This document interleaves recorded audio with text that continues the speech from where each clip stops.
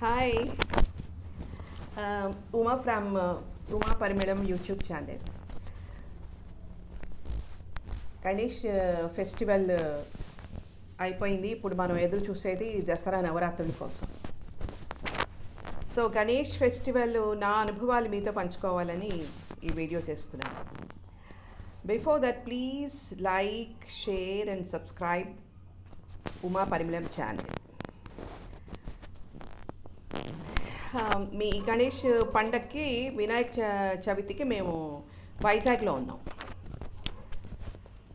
వైజాగ్లో అంటే మేము పర్సనల్గా ఏమీ చెప్పటం లేదు. నేను కింద మాకు ఫ్లాట్లో నుంచి కింద ఏం జరుగుతుందో కనిపిస్తూ ఉంటుంది అన్నమాట.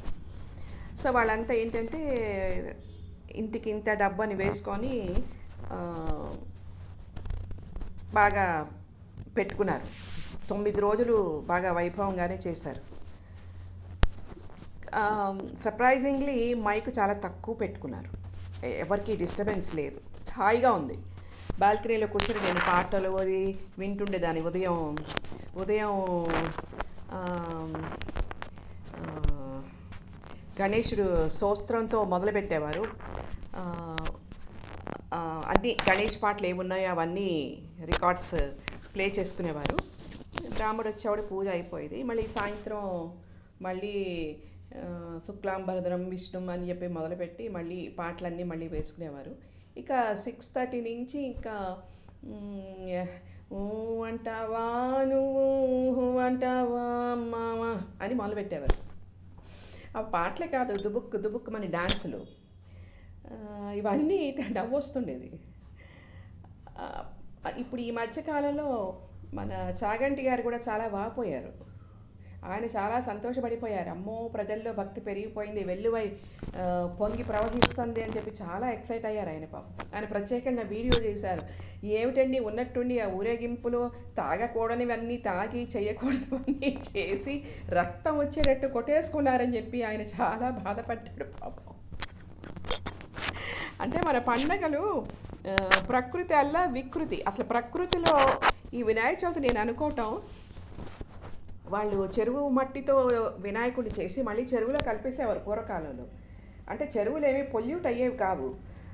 పత్రి కూడా, ఆకులు కూడా నేను అనుకోవటం అవన్నీ కూడా చెరువును శుభ్రం చేస్తాయి కానీ పాడు చేయవు, వాతావరణానికి కాలుష్యం చెయ్యదు అవి.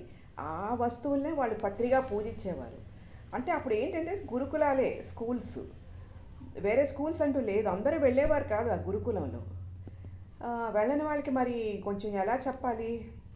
అందుకని వాళ్ళకి పూజలు పండగలు అని ఇలా పెట్టి ఈ పండగ పూజా విధానం అని ఒకటి సృష్టించి ఉంటారని నా అభిప్రాయం. దానికి మధ్యలో మనకి అసలు సగం దొరికి సగం దొరక్క మధ్యలో ఈ మొఘల్స్ వచ్చి, బ్రిటిష్ వాళ్ళు వచ్చి మనకున్న ఆ జ్ఞానాన్ని కూడా కొట్టిపడేశారు.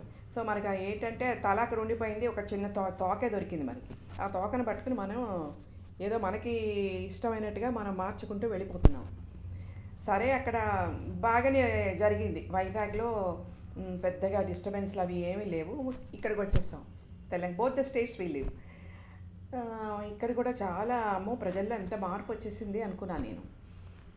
చాలా బాగా నిశ్శబ్దంగానే ఇక్కడ కూడా 9వ రోజు 11వ రోజు నిమజ్జనం. అక్కడ ట్యాంక్ బండి దగ్గర ఎంత కోలాహలం జరిగిందో మాకు తెలియదు. బట్ మా ఇళ్ళ చుట్టూ మటుకు ఏమీ లేదు. అంటే గవర్నమెంట్ ఏవో రూల్స్ పెట్టారట కదా, డీజేలు పెట్టకూడదు. పెట్టారనే విన్నాను నేను. అందుకే కొంచెం తగ్గినాయి అని. సరే, వీఆర్ హ్యాపీ. ఒకరోజు ఏమైంది, తెల్లవారుజామున 2 గంటలకి మా ఇంటి పక్కన గుడి ఉంది. ఉన్నట్టుండి నిద్రలో అనమాట, మంచి నిద్రలో కిటికీలన్నీ, బెడ్రూమ్ కిటికీలన్నీ దడలాడిపోతున్నాయి. పెద్ద సౌండ్ సడన్గా అనమాట. అంటే 2 గంటలకి వాళ్ళు తీసుకెళ్తున్నారు. 13వ రోజు ఏదో సరిగ్గా మా ఇంటి పక్కన ఆపి డీజే మొదలు పెట్టారన్నమాట. తెల్లవారుజామున 2 గంటలకి 3 గంటలకి. ఇమాజిన్, అసలు నాకు ఏం అయిందో నాకు అర్థం కాలేదు. గాబరాగా లేచి భూకంపం వచ్చేసింది అనుకున్నాను నేను. ఈ కిటికీలన్నీ గడగడలాడిపోతున్నాయి. అంటే నేను అడిగేది ఏమిటంటే అందరినీ కొంచెం పెద్దవాళ్ళు ఉంటారు, పేషెంట్స్ ఉంటారు, పసిపిల్లలు అప్పుడే డెలివరీ అయ్యి పిల్లలు తీసుకొస్తారు ఇంటికి, చిన్న బిడ్డలు. వాళ్ళకి అసలు ప్రపంచ జ్ఞానం లోక జ్ఞానం తెలియదు. గుప్పిళ్ళు ఇలా పెట్టి నిద్రపోతూ ఉంటారు, కల్లో నవ్వుతుంటారు, కళలు వస్తుంటాయి. అలాంటి పిల్లలు ఉంటారు. ఒక్కసారి బ్లాస్టింగ్ సౌండ్ పెట్టేటప్పటికి ఏమవుతుంది ఒక్కసారి ఇమాజిన్ చేసుకోండి. సో అట్లీస్ట్ పసిపిల్లల గురించి పెద్దవాళ్ళ గురించి అయినా మనం ఆలోచించాలి. చిన్న పిల్లలు కదా, వాళ్ళకి ఏం తెలుస్తుంది?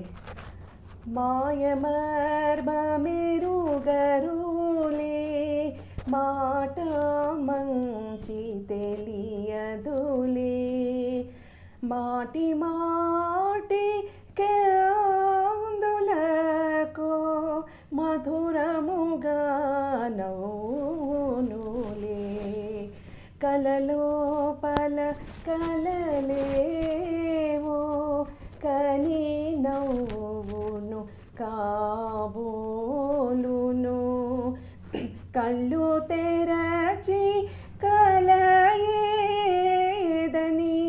చిన్నబోవు కాబోలు వెన్న కంటే తెల్లనిది వెన్నెలంత చల్లనిది మొన్న మొన్న కనుగీపిన చిన్ని పాప చేరునవులు వెన్న కంటే తెల్లనిది.